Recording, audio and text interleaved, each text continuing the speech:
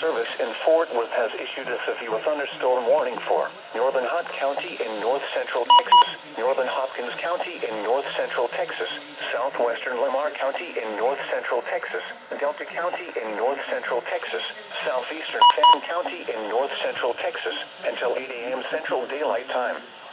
At 7:02 a.m. Central Daylight Time, a severe thunderstorm was located near Greenville, moving northeast at 55 miles per hour.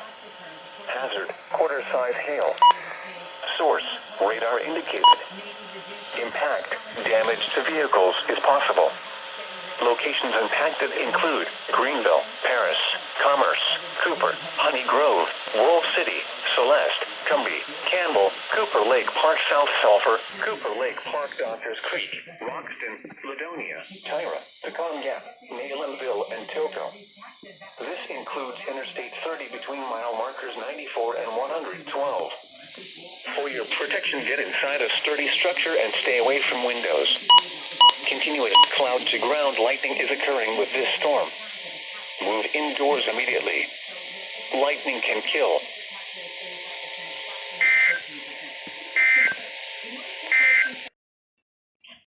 Located.